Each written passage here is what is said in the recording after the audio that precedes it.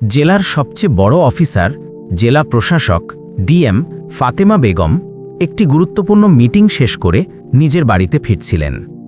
চারপাশ ছিল একেবারেই জনশূন্য ও গভীর নীরবতায় ঢাকা। ফাতেমা বেগমের মনে একটু একটু ভয় লাগছিল।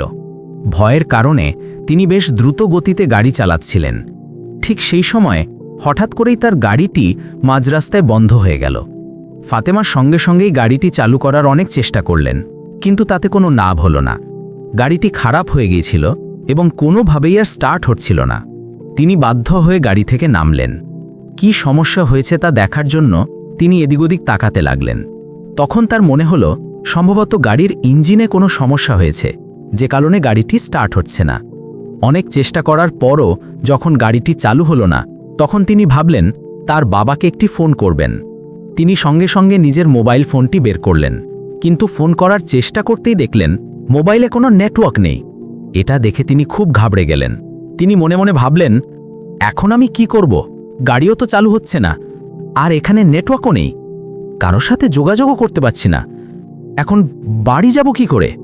তবে তিনি সাহস হারালেন না। তিনি ভাবলেন, বাড়ি তো বেশি দূরে নয়, আমাকে যেভাবেই হোক এখান থেকে যেতেই হবে। এইভাবে তিনি ধীরে ধীরে হেঁটে চলা শুরু করলেন। একটুখানি এগিয়েই তিনি দূর থেকে কিছু গাড়ির আলো দেখতে পেলেন। তিনি কিছুটা খুশি হলেন এই ভেবে যে যাক, কেউ তো আছে। তিনি ধীরে ধীরে সেই আলোর দিকে এগিয়ে গেলেন। যখন তিনি গাড়িগুলোর একদম কাছে পৌঁছালেন, তখন দেখলেন সেখানে 2-3 জন পুলিশ কনস্টেবল মদের বোতল খুলে বসে আছে। তারা তখন মদ খাচ্ছিল আর তাস খেলছিল। তাদের পাশে তাসের বান্ডিলও মেঝেতে পড়েছিল।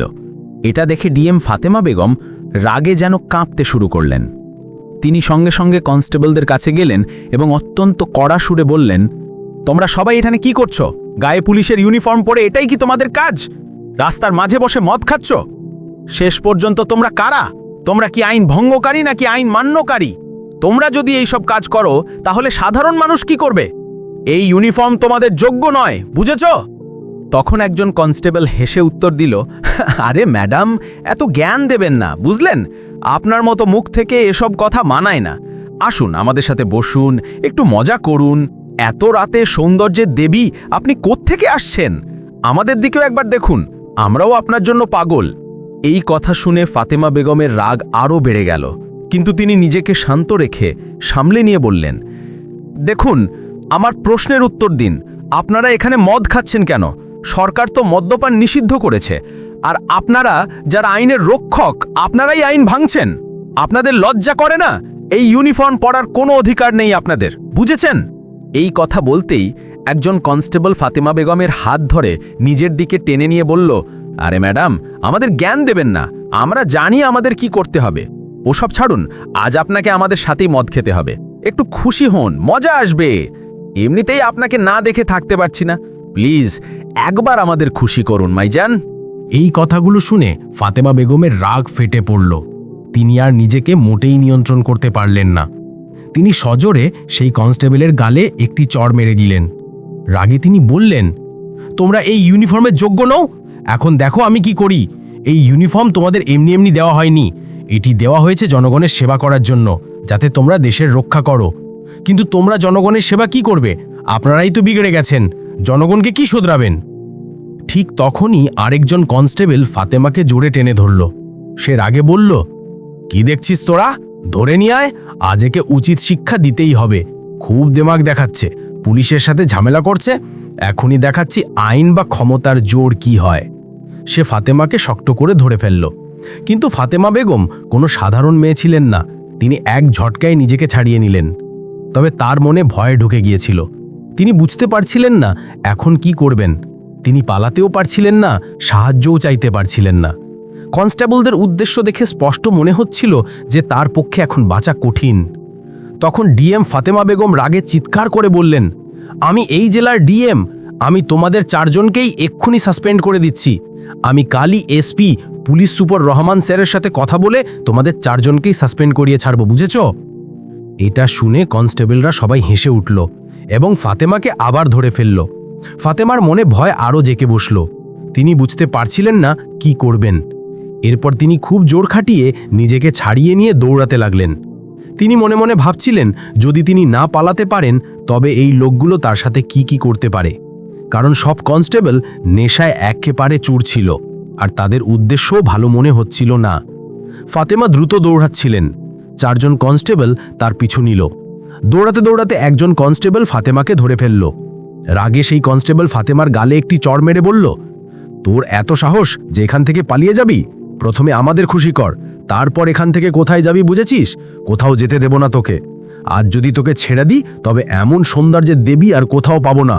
বেশি ভাবনিস না, যা বলছি তাই ফর। ফাতেমা ভয়ে কাঁপছিলেন। তিনি বললেন, তোমরা নেশায় চুর হয়ে আছো, তাই বুঝতে পারছো না কি করছো। তোমরা খুব পস্তাবে। আমাকে যেতে দাও, নয়তো তোমাদের সাথে কি হবে তোমরা জানো না। আমি ঠিক বলছি, আমাকে ছেড়ে দাও। আমি জেলার ডিএম, আর তোমরা যা করছো তা খুবই ভুল। তোমাদের এমন অবস্থা হবে যে তোমরা শান্তিতে ঘুমোতেও পারবে না। ভালো হবে যদি আমাকে এখানেই ছেড়ে দাও। কিন্তু কোনো কনস্টেবলই কোনো কথা বুঝতে পারছিল না। তাদের মনে তখন একটাই চিন্তা ছিল, মেয়েটি দেখে তারা পাগল হয়ে গিয়েছিল। তাদের চোখে কিছুই সঠিক দেখাচ্ছিল না। একজন কনস্টেবল হেসে বলল, হে, মেয়েটি নিজেকে ডিএম ভাবে। ডিএম কি হয় জানিস তুই? তোকে দেখে তো ডিএম বলেও মনে হচ্ছে না। বেশি চালাকি করিস না, বুঝেছিস? যা বলছি তাই কর। ফাতিমা ভেতরে ভেতরে যেন ভেঙে পড়ছিলেন। তিনি ভাবছিলেন যদি এখন পালাতে না পারেন এবং এখানে ফেসে যান তবে এই লোকগুলো তার সাথে যে কোনো ভুল কাজ করতে পারে, কিন্তু পালানো সম্ভব ছিল না। এরপর তিনি সাহস জোগালেন। একজন কনস্টেবলের কাছ থেকে তার বন্দুক ছিনিয়ে নিলেন। তিনি 4 জনকেই বন্দুক দেখিয়ে ভয় দেখালেন এবং দৌড়ে পালিয়ে গেলেন। ভয়ে সব কনস্টেবল সেখানেই দাঁড়িয়ে রইল, কেউ তার পিছু নিল না। সবার মনে ভয় ঢুকে গিয়েছিল যে যদি বন্দুকের গুলি না চলে যায়। পরের দিন সকাল হলো। ডিএম ফাতিমা বেগম ভাবলেন এখন কি করা যায়। তারপর তার মাথায় একটা বুদ্ধি এলো এবং তিনি সোজা এসপি অফিসে পৌঁছালেন। সেখানে গিয়ে তিনি 4 জন কনস্টেবলের বিরুদ্ধে রিপোর্ট নথিভুক্ত করার অনুরোধ জানালেন এবং তাদের সাসপেন্ড করার দাবি করলেন। কিন্তু পর্যাপ্ত প্রমাণ ছাড়া কোনো কর্মকর্তাকে সাসপেন্ড করা যায় না। এসপি রহমান সাহেব বললেন, ম্যাডাম, আমি আপনার কথার সাথে একমত, কিন্তু আমরা কোনো প্রমাণ ছাড়া ব্যবস্থা নিতে পারি না। আমি আপনাকে অনুরোধ করছি যে আপনি তাদের বিরুদ্ধে কিছু প্রমাণ নিয়ে আসুন, তবেই আমি এই মামলাটি এগিয়ে নিয়ে যেতে পারব। ফাতিমা চিন্তিত হলেন যে এখন কি করা যায়। কথাটা সত্যিই ছিল যে প্রমাণ ছাড়া কাউকে সাসপেন্ড করা কঠিন ছিল। তিনি সঙ্গে সঙ্গে বাড়ি পৌঁছালেন এবং কিছুক্ষণ ঘুমালেন। এরপর তার মাথায় একটি পরিকল্পনা এলো এবং তিনি সোজা সেই থানায় পৌঁছালেন যেখানে সেই 4 জন কনস্টেবল কর্মরত ছিল। থানায় গিয়ে তিনি দেখলেন ইন্সপেক্টর আবদুল্লাহ সাহেব ডেস্কে বসে আছেন। ইন্সপেক্টর ডিএম ফাতিমা বেগমকে চেনার কোনো চেষ্টা করলেন না। তার মনে হলো তিনি হয়তো কোনো গ্রামের মহিলা, কারণ ফাতিমা শাড়ি পরে এসেছিলেন। ফাতিমা ইন্সপেক্টরের কাছে গেলেন এবং বললেন, স্যার, আমাকে একটি রিপোর্ট লেখাতে হবে। এটা শুনে ইন্সপেক্টর হেসে উঠলেন এবং বললেন, রিপোর্ট লেখাতে হবে? আপনার কাছে টাকা আছে? রিপোর্ট লেখানোর জন্য টাকা লাগে, টাকা বের করুন, লিখে দেব। এটা শুনে ফাতিমার মাথা ঘুরে গেল। তিনি বুঝতে পারলেন যে এই ইন্সপেক্টরও ঠিক ততটাই অপরাধী যতটা সেই কনস্টেবলরা ছিল। সে কোনো দ্বিধা না করে ঘুষ চাইছিল। তখন ফাতিমা কঠোর স্বরে বললেন, স্যার, আমাদের আইন শেখাবেন না। আইনে কোথাও লেখা নেই যে রিপোর্ট লেখানোর জন্য টাকা লাগে। আপনি আমাদের কাছে ঘুষ চাইছেন আর আমরা টাকা দেব না। আপনার যা কাজ তা করুন, আমাকে রিপোর্ট লেখাতে হবে, তাড়াতাড়ি লিখুন। এটা শুনে ইন্সপেক্টর রেগে গেলেন এবং বললেন, এই মেয়েটি আমার সামনে কথা বলছে? তুই জানিস আমি কে? তোকে এক্ষুনি ভেতরে পুরে দিতে পারি। বেশি দেমাগ দেখাস না আর টাকা দে, নয়তো এখানে কোনো রিপোর্ট লেখা হবে না। বড় এলেন রিপোর্ট লেখাতে, বেরো এখান থেকে, নয়তো ধাক্কা মেরে বের করে দেব। আমাকে রাগাস না, বুঝেছিস? এটা শুনে ডিএম ফাতিমা বেগম রাগে লাল হয়ে গেলেন। তিনি ব্যাগ থেকে নিজের আইডি কার্ড বের করলেন এবং ইন্সপেক্টরের সামনে রেখে দিলেন। ইন্সপেক্টর যখনই আইডি কার্ড দেখলেন তার চোখ কপালে উঠল এবং মুখ সাদা হয়ে গেল। তিনি ভয়ে সঙ্গে সঙ্গে উঠে দাঁড়ালেন এবং হাত জোর করে বললেন, ম্যাডাম, আমাকে মাফ করে দিন, মাফ করুন। আমি জানতাম না যে আপনি জেলার ডিএম। সরি ম্যাডাম, বলুন কার বিরুদ্ধে রিপোর্ট লেখাতে হবে, আমি এখনই রিপোর্ট লিখছি। এইটা শুনে ফাতিমা বেগমের রাগ আরও বেড়ে গেল। তিনি কঠোর সুরে বললেন, তোমরা সাধারণ মানুষের সাথেও এইরকম ব্যবহার করো, তাই না? এখন আমি দেখাবো যে আইনের জোর কি হয়। তোমাদের এই ইউনিফর্ম জনগণের সেবার জন্য দেয়া হয়েছে, কিন্তু তোমরা ইউনিফর্মের নামে সাধারণ মানুষকে লুট করছো, খারাপ কাজ করছো। এই ইউনিফর্ম তোমাদের যোগ্য নয়। তারপর তিনি তার আইডি কার্ড ফিরিয়ে নিলেন এবং রাগে বললেন, এখন কাল তোমাদের সবার ফয়সালা হবে, তৈরি থেকো তোমরা সবাই। এই বলে ফাতিমা বেগম থানা থেকে বেরিয়ে এলেন এবং সোজা এসপি রহমান স্যারের সাথে কথা বললেন। এসপি রহমান স্যার বললেন, ম্যাডাম, থানায় অবশ্যই সিসিটিভি ক্যামেরা লাগানো থাকবে। যদি আমরা সেই ফুটেজ দেখি তবে জানা যাবে যে ইন্সপেক্টর সত্যি আপনার সাথে কি করেছিল। তারা দুজন সঙ্গে সঙ্গে থানায় পৌঁছালেন এবং সেখানকার সিসিটিভি ক্যামেরা পরীক্ষা করা শুরু করলেন। সিসিটিভি ফুটেজে স্পষ্টভাবে দেখা যাচ্ছিল যে ইন্সপেক্টর কিভাবে ডিএম ফাতিমা বেগমের সাথে দুর্ব্যবহার করছিলেন। এখন প্রমাণ পাকা ছিল এবং ডিএম ম্যাডাম নিজেই সাক্ষী ছিলেন। এরপর এসপি স্যার রিপোর্ট তৈরি করলেন এবং মামলাটি আদালত পর্যন্ত পৌঁছালেন, যাতে এই ঘটনা সবার সামনে আসে, যাতে ভবিষ্যতে কোনো ব্যক্তি, সেই ইউনিফর্মেই থাকুক বা সাধারণ মানুষ, ভুল করার আগে 100 বার ভাবে। পরের দিন সকাল 10টায় আদালতে এই মামলার শুনানি শুরু হলো। বাইরের আদালতের গেটে মিডিয়া এবং মানুষের ভিড় জমেছিল। সবাই একই কথা বলছিল, আজ ডিএম ফাতিমা বেগমের মামলার রায় আসছে। কেউ কেউ বলছিল, দেখা যাক এখন কত বড় বড় অফিসাররা সাজা পায়। আবার কেউ কেউ বলছিল, পুলিশওয়ালারা সব সময়কার মতো বেঁচে যাবে। কিন্তু এবার ব্যাপারটা ভিন্ন ছিল। এবার সামনে কোনো সাধারণ মহিলা নন, বরং জেলার ডিএম নিজেই দাঁড়িয়েছিলেন, যিনি নিজের সিস্টেমের বিরুদ্ধেই আওয়াজ তুলেছিলেন। আদালতের ভেতরের পরিবেশ ছিল গম্ভীর। বিচারক সাহেব তার আসনে বসেছিলেন। একদিকে সরকারি উকিল মানে পাবলিক প্রসিকিউটর এবং অন্যদিকে প্রতিরক্ষা পক্ষের মানে ডিফেন্সের উকিল। আর পেছনে আসনে বসেছিলেন সেই সমস্ত কনস্টেবল এবং ইন্সপেক্টর যাদের বিরুদ্ধে অভিযোগ ছিল। সবার চোখে মুখে ভয় স্পষ্ট দেখা যাচ্ছিল। বিচারক বললেন, মামলা ফাতিমা বেগম বনাম রাজ্য পুলিশ বিভাগ। শুনানি শুরু করা হলো। সরকারি উকিল উঠে দাঁড়ালেন এবং বললেন, মাইলর্ড, এই মামলাটি শুধু একজন মহিলা অফিসারের দুর্ব্যবহারের নয়, এটি সেই সিস্টেমের সত্যতা যেখানে ক্ষমতার নেশারে কিছু লোক ভুলে যায় যে আইন কি হয়।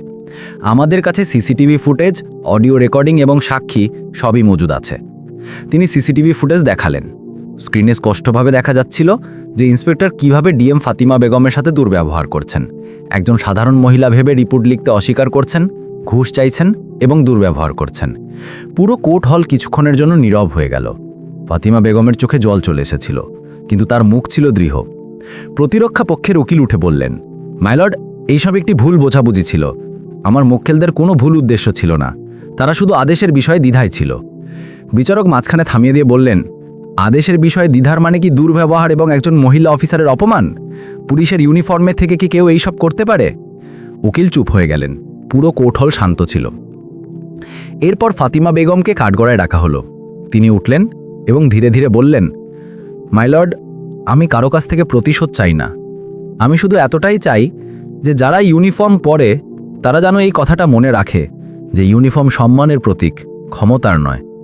আমি ভয় পেতে পারতাম, কিন্তু যদি আমি চুপ থাকতাম তবে আগামীতে আরও মহিলারা সবসময় ভয় পেত। বিচারক গভীরভাবে ফাতিমার কথা শুনলেন। আদালতে উপস্থিত লোকেরাও আবেগপ্রবণ হয়ে উঠলেন। সরকারি উকিল আরও বললেন, মাইলর্ড, এই মামলাটি শুধু ডিএমএর নয়, এটি সেই প্রতিটি মানুষের যারা তাদের অধিকারের নামে ভুল করা লোকদের ভয় পায়। আজ যদি এই লোকগুলোকে সাজা নাও দেওয়া হয়, তবে কাল আবার কোনো ডিএম, কোনো সাধারণ মহিলা বা কোনো গরিব মানুষ একইভাবে অপমানিত হবে। শুনানি প্রায় 2 ঘন্টা ধরে চলল। প্রতিটি প্রমাণ এবং বক্তব্যের পরে এটা স্পষ্ট হয়ে গেল যে ইন্সপেক্টর এবং কনস্টেবলরা মদের নেশায় শুধু ডিএমের সাথে দুর্ব্যবহারই করেনি, বরং তাদের পদেরও অপব্যবহার করেছে। শেষে বিচারক রায় পড়তে শুরু করলেন। আদালত প্রমাণ এবং সাক্ষীদের বিবেচনা করে এই সিদ্ধান্তে উপনীত হয়েছে যে অভিযুক্ত ইন্সপেক্টর এবং 4 জন কনস্টেবল তাদের কর্তব্যের সীমা লঙ্ঘন করেছেন। তাদেরকে অবিলম্বে কার্যকরভাবে সাসপেন্ড করা হলো এবং দুর্নীতি, অসৎ আচরণ এবং পদের অপব্যবহারের অভিযোগে তাদের 3 বছর করে কারাদণ্ড দেওয়া হলো। বিচারকের কণ্ঠস্বর প্রতিধ্বনিত হল। আদালত তাদের জেলে পাঠানোর আদেশ দিচ্ছে। এই কথা শোনা মাত্র কোর্টরুমে চাঞ্চল্য সৃষ্টি হলো। মিডিয়া কর্মীরা খবর দিতে বাইরে ছুটে গেল। কিছু পুলিশ কর্মী যারা আগে এই অভিযুক্তদের সাথে কাজ করেছিল তারা মাথা নিচু করে নিল। সেই 5 জন অপরাধীকে হাজতের দিকে নিয়ে যাওয়া হলো। তাদের মুখে এখন আর অহংকার ছিল না, শুধু লজ্জা ছিল। বাইরে আদালতের গেটে লোকজনের হাততালি শুরু হলো। অনেক মহিলা বললেন, কমপক্ষে একজন তো আওয়াজ তুলল, যে ন্যায় দেখতে পেল। ফাতিমা বেগম ধীরে ধীরে বাইরে এলেন। মিডিয়া কর্মীরা মাইক নিয়ে ছুটে গেল। ম্যাডাম, আপনার কেমন লাগছে? ফাতিমা শুধু মুচকি হেসে বললেন, আমার শুধু এতটুকুই মনে হচ্ছে যে আইন এখনো বেঁচে আছে। তিনি নিজের গাড়িতে উঠলেন এবং গাড়িটি ধীরে ধীরে চলে গেল।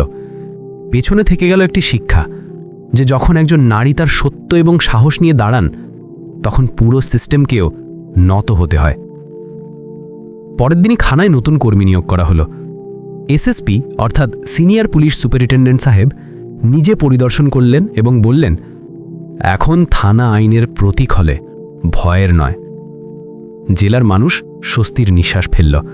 সব জায়গায় একই আলোচনা ছিল, ডিএম ফাতিমা বেগম যা করেছেন তা শুধু নিজের জন্য নয়, বরং ন্যায় বিচার চাওয়া প্রতিটি মানুষের জন্য করেছেন।